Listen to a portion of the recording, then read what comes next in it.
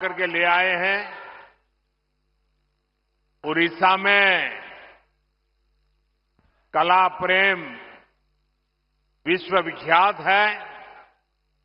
मैं आप सबकी इस भेंट सौगात को स्वीकार करता हूं और मेरे एसपीजी के साथियों को कहता हूं कि वो सारी चीजें आपसे कलेक्ट कर लें।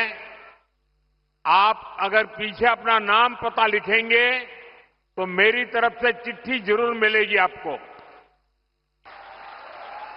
उधर भी पीछे कोई एक बच्चा कुछ लेकर के खड़ा है, उसके हाथ दुख जाएंगे, कब से कोई हाथ में लेके, वो भी जरा कलेक्ट कर लीजिए भाई, कोई मदद कीजिए उनको।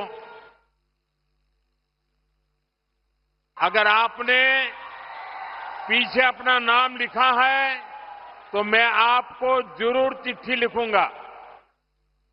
मैं आपके इस प्यार के लिए, इस कलाकृति को तैयार करने के लिए आप सब युवकों का, युवतियों का, छोटे छोटे बालकों का हृदय से आभार व्यक्त करता हूं। मंच पर उपस्थित ओडिशा के राज्यपाल श्रीमान हरिबाबू जी, यहां के लोकप्रिय और कर्मठ मुख्यमंत्री मोहन चरण मांझी जी, केंद्रीय मंत्रिमंडल में मेरे सहयोगी जुएल ओराम जी, डिप्टी सीएम प्रभाती परिडा जी, कनकवर्धन सिंह देव जी, संसद में मेरे साथी बैजयंत पांडा जी, प्रदीप पुरोहित जी, उड़ीसा भाजपा के अध्यक्ष मनमोहन सामल जी, मंच पर विराजमान अन्य महानुभाव, आज के इस कार्यक्रम में हमारे देश के कई केंद्रीय मंत्री और कई मुख्यमंत्री अलग अलग स्थानों पर लाखों लोगों को साथ लेकर के हमारे साथ जुड़े हुए हैं। मैं उन सभी का भी अभिनंदन करता हूं और यहां झारसुगुड़ा के मेरे भाई बहनों को आदरपूर्वक प्रणाम करता हूं।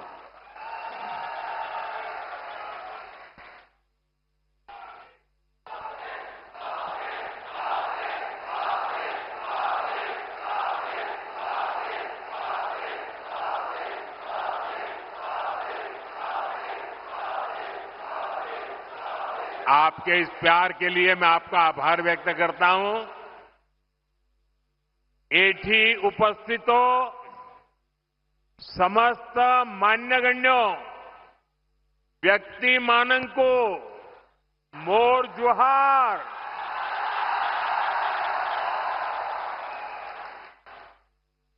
साथियों, इस समय नवरात्र का पर्व चल रहा है और ऐसे पावन दिनों में मुझे मां समोलेई और मां रामोचंडी की इस भूमि पर आप सभी के दर्शन का सौभाग्य मिला है। यहां बहुत बड़ी संख्या में माताएं बहनें भी पहुंची हैं। आपका आशीर्वाद ही हमारी शक्ति है। मैं आप सभी जनता जनार्दन को नमन करता हूं। भाइयों और बहनों, 1.5 साल पहले विधानसभा चुनाव के समय ओडिशा के आप लोगों ने एक नए संकल्प के साथ आगे बढ़ने का प्रण लिया था। ये संकल्प था विकसित ओडिशा, और आज हम देख रहे हैं ओडिशा डबल इंजन की रफ्तार से आगे बढ़ने लगा है। आज फिर एक बार ओडिशा के विकास के लिए,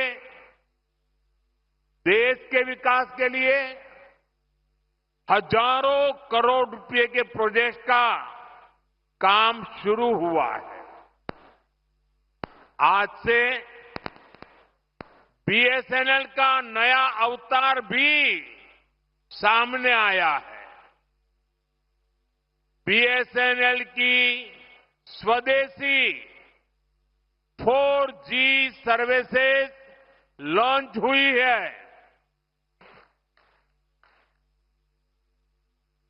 देश के अनेक राज्यों में आईआईटी के विस्तार का काम भी आज से शुरू हो रहा है। इसके अलावा ओडिशा में शिक्षा, कौशल और कनेक्टिविटी से जुड़े अनेक प्रोजेक्ट्स का शिलान्यास और लोकार्पण भी हुआ है। थोड़ी देर पहले ही बरहमपुर से सूरत के लिए आधुनिक अमृत भारत ट्रेन को हरी झंडी दिखाई गई है। और आप भी जानते हैं कि सूरत के साथ आपका जुड़ना कितना महत्वपूर्ण है। इस क्षेत्र का कोई गांव ऐसा नहीं होगा कि जहां के लोग सूरत में न रहते हो। और कुछ लोग कहते हैं कि पश्चिम बंगाल में जितने उड़िया लोग हैं, उसके बाद सबसे ज्यादा उड़िया लोग गुजरात में रहते हैं, सूरत में रहते हैं। आज उनके लिए ये सीधी रेल सेवा शुरू हुई है। विकास के इन सारे कार्यों के लिए मैं आप सभी लोगों को, उड़ीसा वासियों को बहुत बहुत बधाई देता हूं। और आज सूरत में हमारे रेल मंत्री भी इसी कार्यक्रम में उपस्थित है। वहां सभी उड़िया बंधु वहां इकट्ठे हुए हैं। साथियों, भाजपा सरकार गरीब की सेवा करने वाली, गरीब को सशक्त करने वाली सरकार है। हमारा बहुत जोर गरीबों को, आज इस कार्यक्रम में भी हम इसके साक्षी बन रहे हैं। मुझे अभी यहां अंत्योदय गृह योजना के लाभार्थियों को स्वीकृति पत्र सौंपने का अवसर मिला। जब एक गरीब परिवार को पक्का घर मिलता है तो वर्तमान ही नहीं, भावी पीढ़ियों का जीवन भी आसान हो जाता है। हमारी सरकार अभी तक देश में 4 करोड़ से अधिक गरीब परिवारों को पक्का घर दे चुकी है। ओडिशा में भी हजारों घर बनाने का काम तेजी से चल रहा है। इसके लिए हमारे मुख्यमंत्री मोहन जी और उनकी टीम प्रशंसनीय कार्य कर रही है। आज भी करीब 50,000 परिवारों को नए घरों की स्वीकृति मिली है। पीएम जनमन योजना के तहत भी उड़ीसा में आदिवासी परिवारों के लिए 40,000 से अधिक घर स्वीकृत किए गए हैं। यानी आदिवासियों में भी जो अति पिछड़े हैं, उनका एक बहुत बड़ा सपना आज पूरा होने जा रहा है। मैं अपने सभी लाभार्थी भाई बहनों को अपनी मंगल कामनाएं देता हूं। साथियों, उड़ीसा के सामर्थ्य पर, उड़ीसा के लोगों की प्रतिभा पर मुझे हमेशा से बहुत विश्वास रहा है। प्रकृति ने ओडिशा को बहुत कुछ दिया है। ओडिशा ने बहुत दशक गरीबी के देख लिए, लेकिन अब ये दशक ओडिशा के आप लोगों को समृद्धि की तरफ ले जाने वाला दशक है। ये दशक उड़ीसा के जीवन में बहुत महत्वपूर्ण है और इसके लिए हमारी सरकार बड़े बड़े प्रोजेक्ट्स उड़ीसा में ला रही है। केंद्र सरकार ने हाल में ही ओडिशा के लिए 2 सेमीकंडक्टर यूनिट की मंजूरी दी है। पहले कोई सोच भी नहीं सकता था कि सेमीकंडक्टर जैसी आज की दुनिया की लेटेस्ट टेक्नोलॉजी वाली इंडस्ट्री कभी असम में लग सकती है, कभी उड़ीसा में लग सकती है, लेकिन यहां के नौजवानों का सामर्थ्य है कि आज ऐसी ऐसी इंडस्ट्री आपके यहां आ रही है। चिप बनाने के लिए ओडिशा में सेमीकंडक्टर पार्क भी बनने जा रहा है। वो दिन दूर नहीं जब छोटी सी चिप जो आपके फोन, टीवी, फ्रिज, कंप्यूटर, गाड़ी, ऐसी अनेक चीजों में अब चिप के बिना उस कोई भी इंस्ट्रूमेंट वो जान ही नहीं रहती, जान चली जाती है।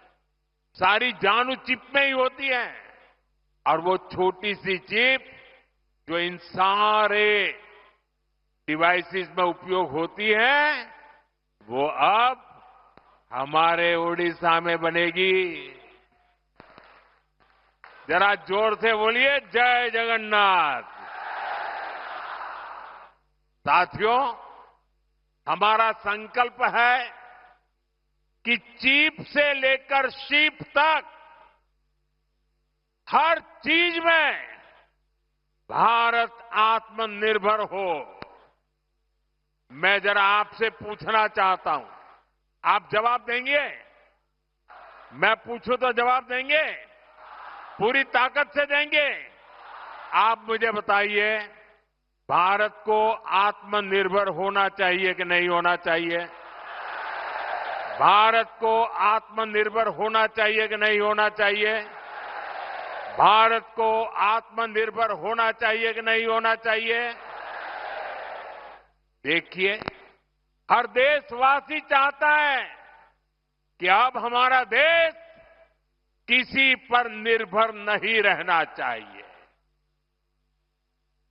हर चीज में भारत आत्मनिर्भर हो और इसलिए पारादीप से लेकर झारसुगुड़ा तक एक विशाल औद्योगिक क्षेत्र का निर्माण हो रहा है।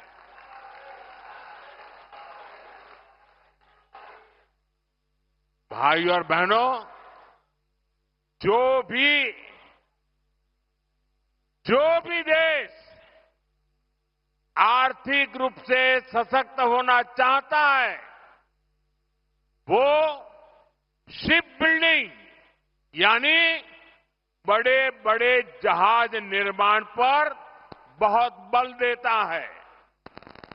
व्यापार हो, टेक्नोलॉजी हो या फिर देश की सुरक्षा, शिप बिल्डिंग से हर जगह फायदा होता है।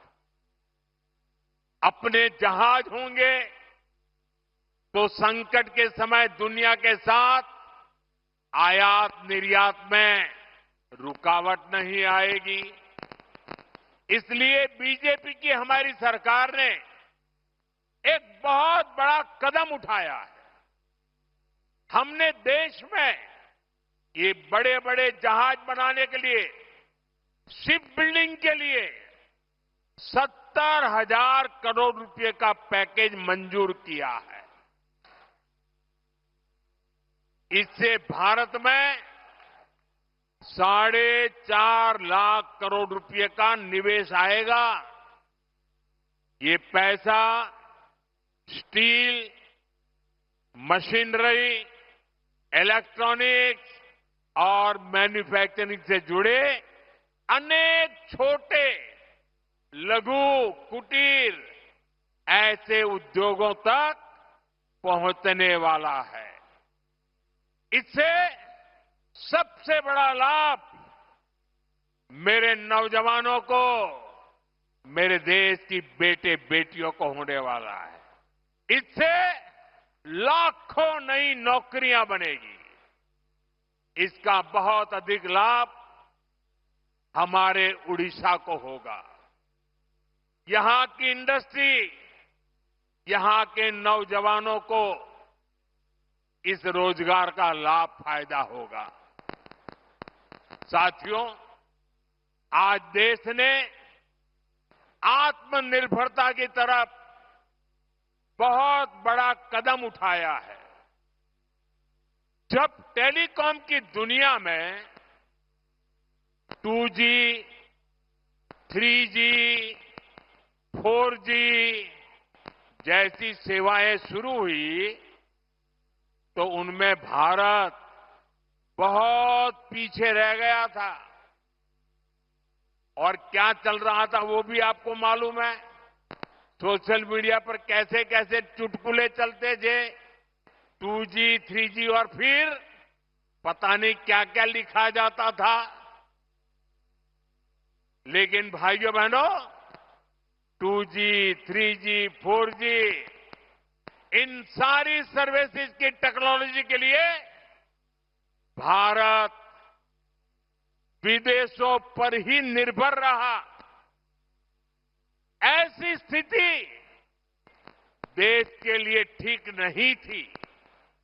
इसलिए देश ने संकल्प लिया कि टेलीकॉम सेक्टर की ये जरूरी टेक्नोलॉजी देश में ही विकसित हो।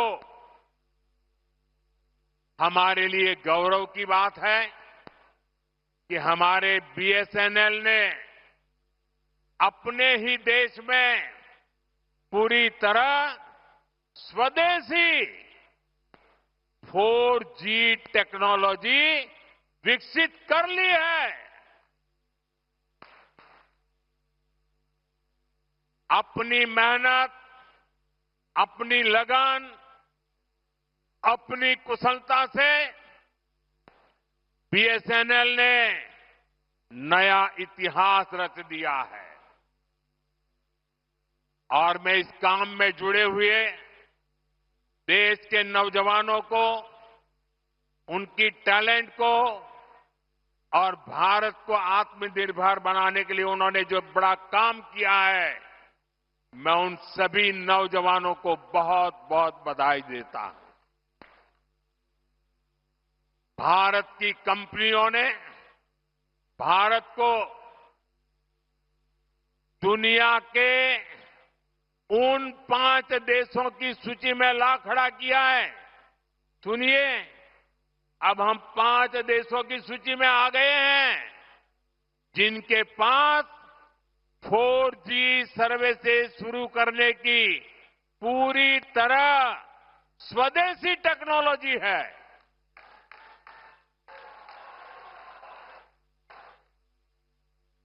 साथियों, ये संयोग है कि आज BSNL अपनी स्थापना का 25वां वर्ष मना रहा है। और इस ऐतिहासिक दिन BSNL और उसके सहयोगियों की मेहनत से आज Bharat global telecom manufacturing hub बनने की दिशा में आगे बढ़ रहा है। ये ओडिशा के लिए भी गर्व की बात है कि आज झारसुगुड़ा से BSNL के स्वदेशी 4G नेटवर्क का शुभारंभ हो रहा है, जिसमें करीब 1 लाख, दोस्तों देश के लिए गर्व होगा, 1 लाख 4G टावर है। ये टावर देश के दूरदराज के क्षेत्रों में कनेक्टिविटी की नई क्रांति लाने जा रहा है।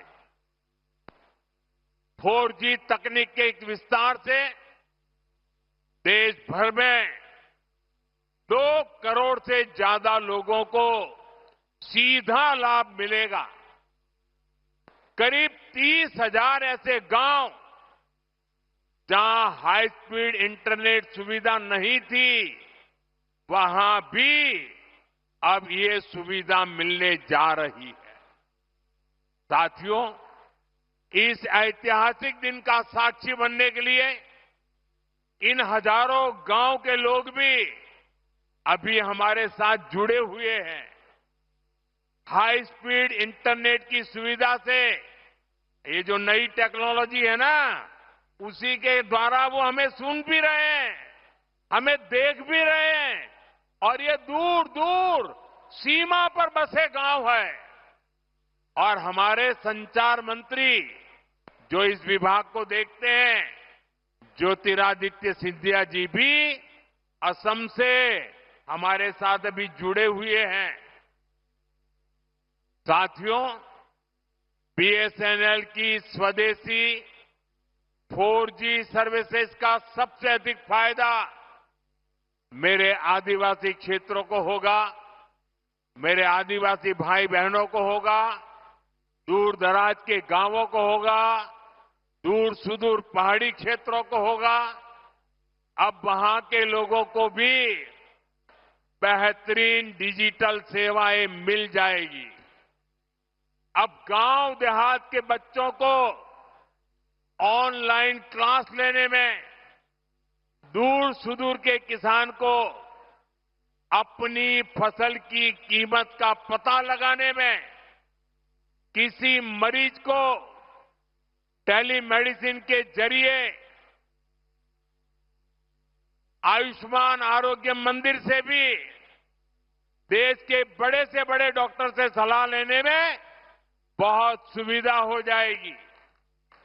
इसका बहुत बड़ा फायदा जो सीमा पर तैनात, हिमालय की चोटियों पर खड़े, रेगिस्तान में खड़े हमारे फौजी भाई बहनों को भी होगा। वो अब सुरक्षित कनेक्टिविटी से आपस में बात कर पाएंगे। साथियों, भारत पहले ही सबसे तेज 5G सर्विसेज को रोल आउट कर चुका है। बीएसएनएल के ये जो टावर्स आज शुरू हुए हैं, वो बहुत आसानी से 5G सर्विसेज के लिए भी तैयार हो जाएंगे।